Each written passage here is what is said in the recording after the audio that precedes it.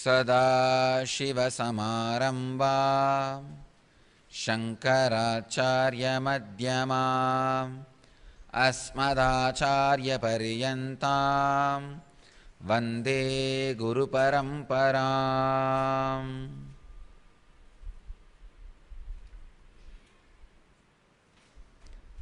I welcome you all with my love and respects. Let's enter into today's subject. Today's subject is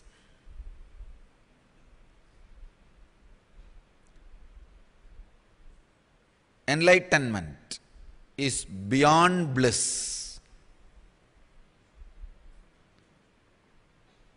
142nd Sutra of Patanjali's Yoga Sutra, in the 3rd chapter, 36th verse.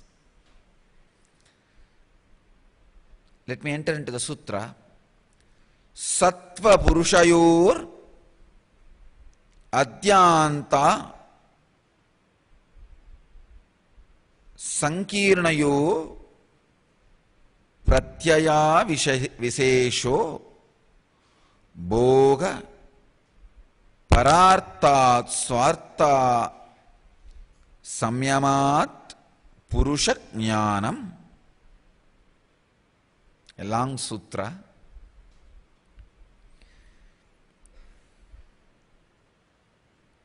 Let me read it out once more. Sattva Purushayoho Adyanta Asankirnayo Pratyaya Avisesha Bhoga Parattat Swartha Samyamat Purushajnanam.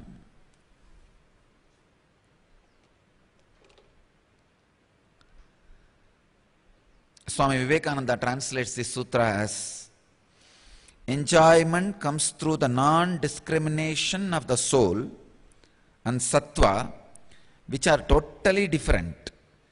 This enjoyment is for the sake of the soul. There is another state of sattva called swartha, its own pure state. The practice of samyama on this state gives the knowledge of the Purusha.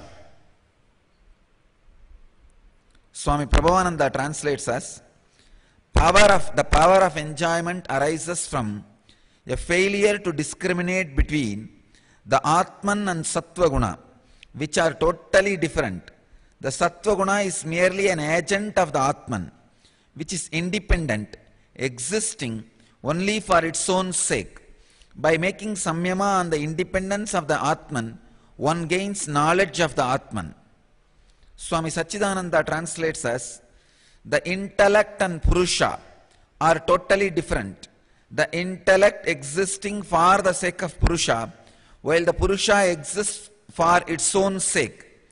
Not distinguishing this is the cause of all experience, and by samyama on the distinction, knowledge of Purusha is obtained. Bhagavan Osho translates as: the experience is the result of the inability to differentiate between Purusha and pure consciousness and Sattva, pure intelligence, although they are absolutely distinct. Performing samyama on the self interest brings knowledge of the Purusha separated from the knowledge of the others.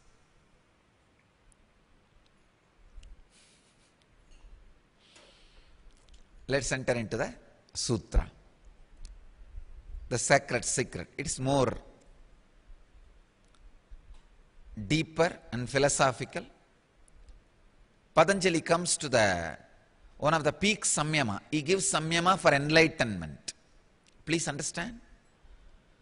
Each day he was giving a technique and technology for experiencing different powers, extraordinary powers. Today is coming to the enlightenment. He is giving a samyama for directly to achieve enlightenment. I'll finish the whole sutra in just 2 lines. I'll reveal the sacred secret in the sutra, then I'll expand on every word. Understand?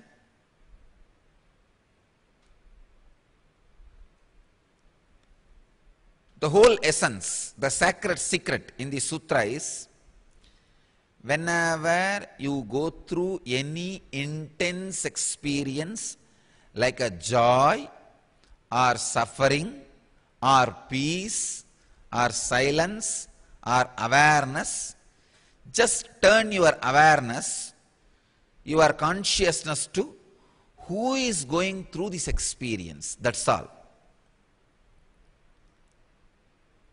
Ramana Maharshi finishes this whole thing, subject, in 1 line. Just look who is having the experience. That's all.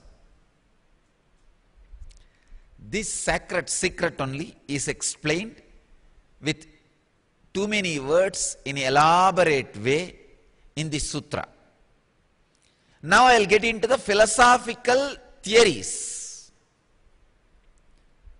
The first truth, Patanjali is establishing some 5 theories in this sutra and coming to the conclusion and asking you to do samyama on the conclusion after explaining 5 theories. The first theory, please understand, I'll explain step by step the whole theory.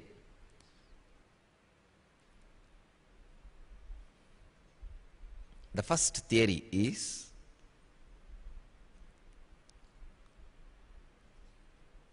the joy you experience, the intellect which experiences the joy,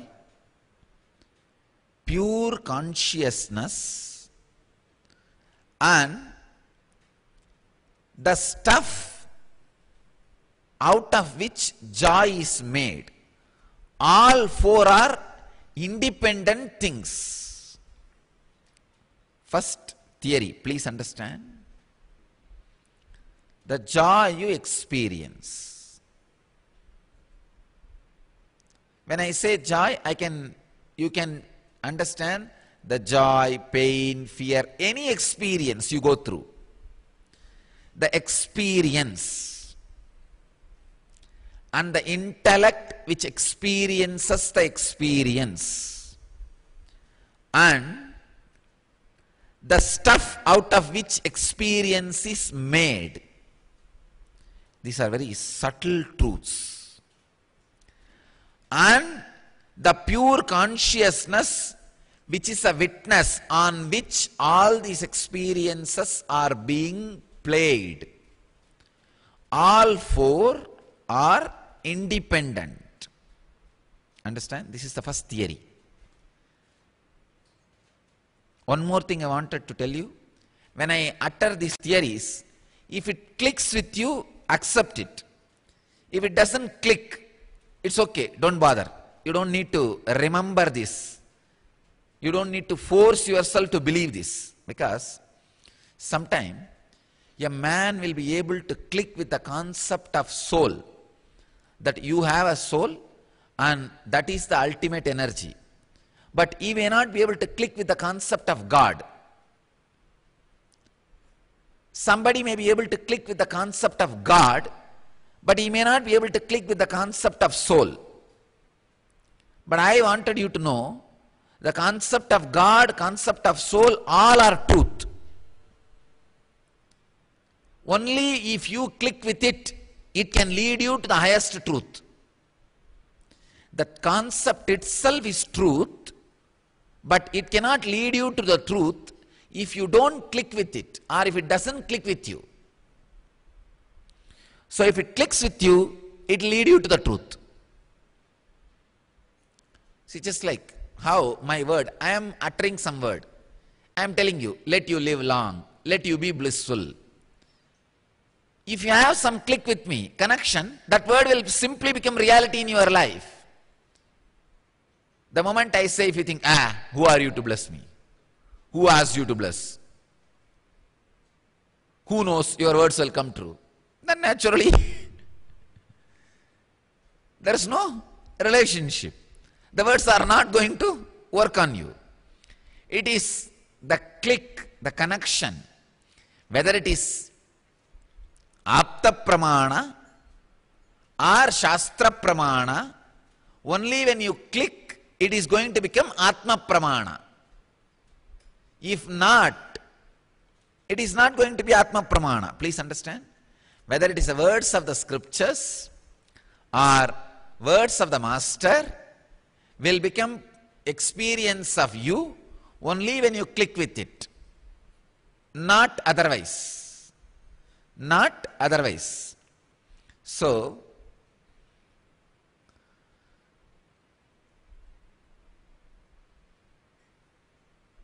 Apta, Atma, Shastra, all three pramanas will become reality in your life only when you connect with it, not otherwise. The first theory. I can give you one example. There are some people who experience all experiences always in the head, only in the face. If you look little deep and do samyama, you will understand. There are some people who go through all their experiences only in the heart. There are some people who goes through all experiences in the stomach. There are some people for whom all experiences, that feeling which you have in the thighs when you are sexually awakened. That is why Upanishad very clearly declares, the man who experiences all experience in the face is Brahmana. There is a beautiful sutra, Upanishad sutra. Repeat panniyapa. Brahmanasya mukhamasit.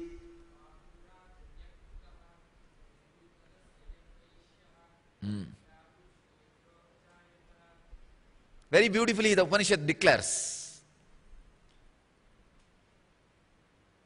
Understand, but this Upanishad is completely misinterpreted. Who wants to destroy our Vedic tradition, as this Upanishad promotes the community concept and telling the Shudras are lower level beings. No. Understand? This Upanishad does not say that if you are born for a Shudra father, you are a Shudra. No. It only says, if all your energy is always centered on the thighs, you are Shudra. You need to understand. They are not saying it is like a community. No. Understand? Our Vedic tradition always categorized human beings based on their quality. And unfortunately, the similar quality people have started staying together and started forming their own groups. Because they need to have their life and their entertainment. All the people with a different mental setup, each group, they started staying together. Then slowly it became a kind of a community. And you can't blame Vedic tradition for that. Our Vedic tradition allowed, first they classified human beings based on the habits and attitudes. If you are experiencing all experiences in the face, your experiences are more sensitive, subtle. They are more breeze-like. The simple things are enough to make you feel content. You don't need a grass, awakened feeling. I can't describe more than this.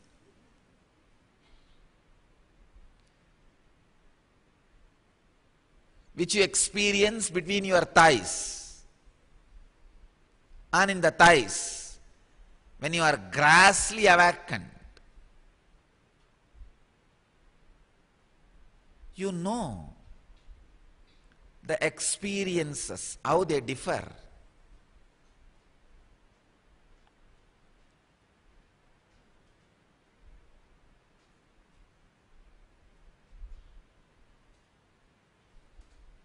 I tell you, in Vedic tradition, the community is clearly defined. If all your experience, most of your experiences are phase, in the intellect, you are closer to sattva, easy for you to have enlightenment. If all your experiences are based on the heart, Vaishya, please understand.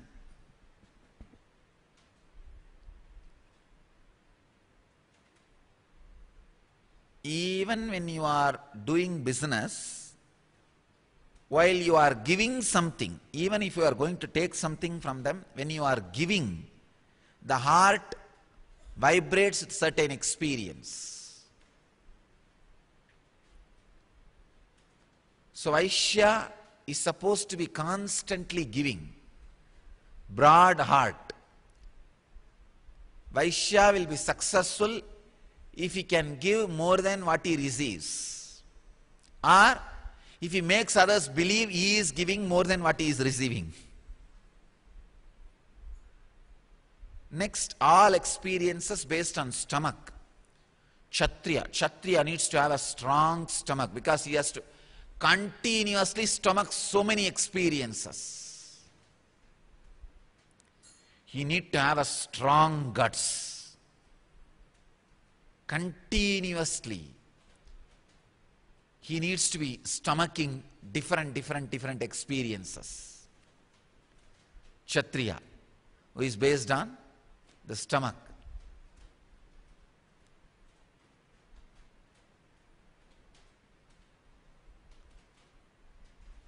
And the fellow whose strongest experience in his life is only between thighs, he is the Shudra. Nothing can be done.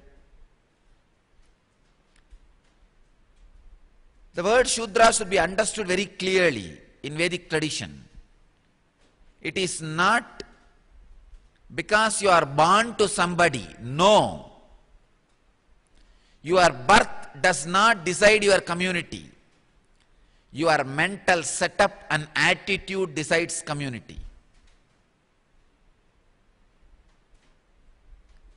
How you think, act, live, that decides your community.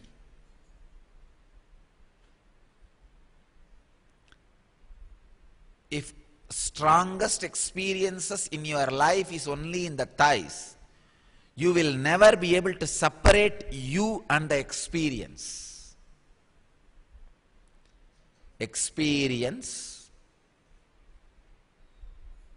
intellect which experiences the experience, stuff out of which the experience is made, and your consciousness, all four will be completely mixed. It cannot be separated at all. Very difficult. Second, in the stomach, if all your experiences are based on stomach, the experience and the intellect which experiences the experience can be separated, but not the consciousness and stuff out of which experience is made. That is why Kshatriya is always ready to give up his life for what he believes. You don't need to curse a Kshatriya.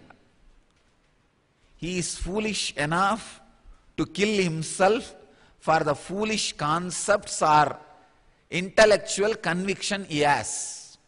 All you need is just convince him he is invincible. And Losing a war, failure is much worse than death in the heart. The Vaishya part. He can separate the experience and the stuff out of which experience is made, but not the intellect and the consciousness. That is why Vaishya will always be stuff-based, matter-based. He will be ready to give up anything for his wealth. He will, if a thief comes, if a robber comes, if a burglar comes, he will die by being killed by the thief, but he will not allow the thief to take the wealth. He will not let go the wealth. Stuff-based. He can't separate the stuff.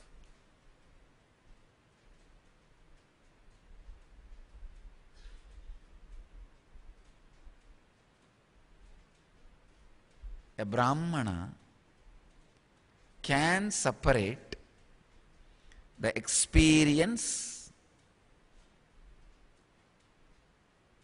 and the intellect which perceives the experience and the stuff out of which experience is made, but not the pure consciousness. Only a man who can separate all the four: experience, intellect which perceives the experience, the stuff out of which experience is made, and the pure consciousness on which the whole drama is being played. If you can separate all the four by samyama, you will have enlightenment. It's a very subtle concept. I am putting it on record. You will be able to practice this only if you have passed the Pradeepa Samyama, means that mirror Samyama, which I said. 11 days, if you continuously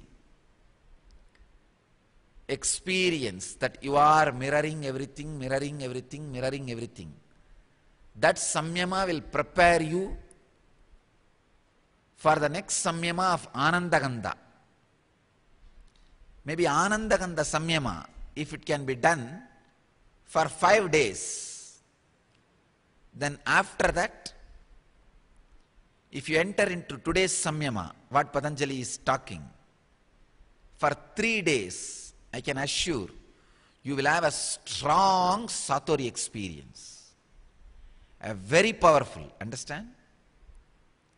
11 days the Pradeepa Samyama, 5 days the Anandagandha Samyama, and 3 days this Samyama. Samyama on the pure consciousness, separating all the four: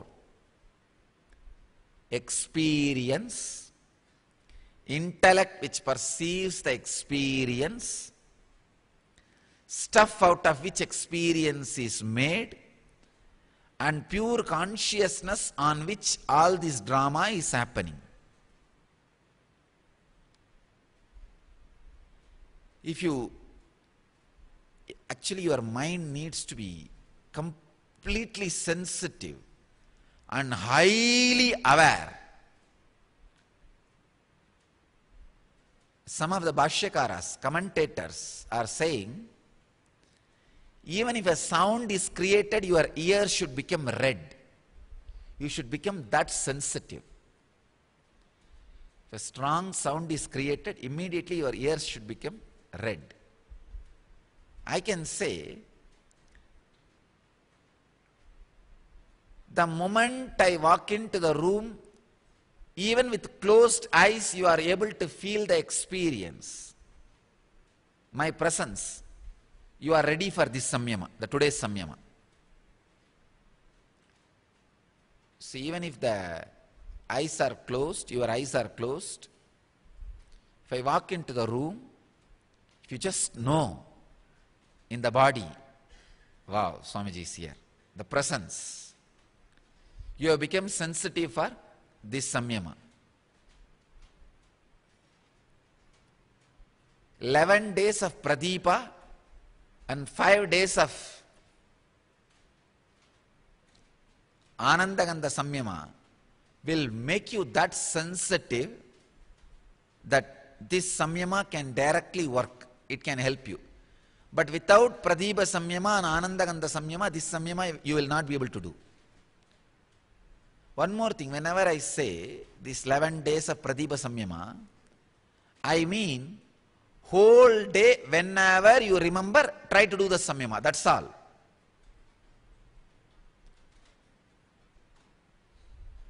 I am making it very clear. Whole day, whenever you remember, feel you are mirroring. That's it. In that way, 11 days Pradeepa Samyama, 3 days Anandagandha Samyama, 5 days Anandagandha Samyama, and 3 days this Samyama. Samyama on experience and the pure consciousness. You will have a strong satori. You will have glimpse of enlightenment. It's a very powerful samyama. Maybe if some of you are committed to enlightenment as life's first priority, you can practice this. Actually, you will see whenever an experience happens, how that stuff, chemical out of which experience is made.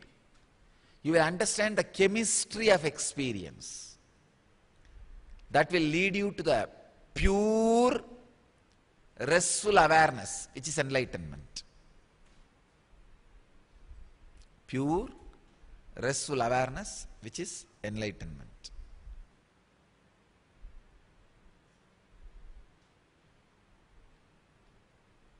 I can't even guide you into the samyama because there is no concentration on any spot. You just need to sit and contemplate on how experience happens in you, how your intellect perceives that experience, how the stuff out of which experience is made is experienced by you, and the pure inner space on which all this drama is happening. You need to do samyama strongly.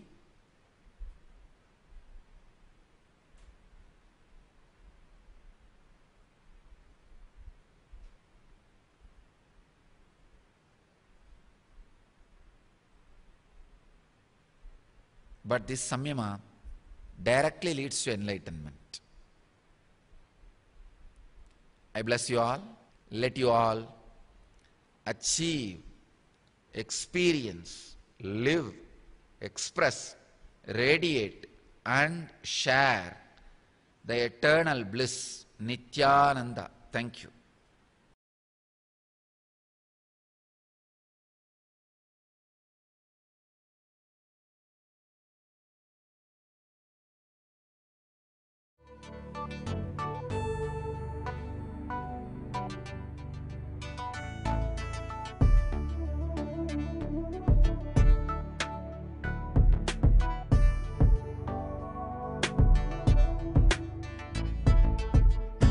Putting all my trust in you, 'cause you know it's best for me to lead a blissful life, a life with no more strife. I can't believe the things I do, just to spend a little time with you. Nothing will compare. I know you will take care. You're always showing us compassion. Your love is endless like an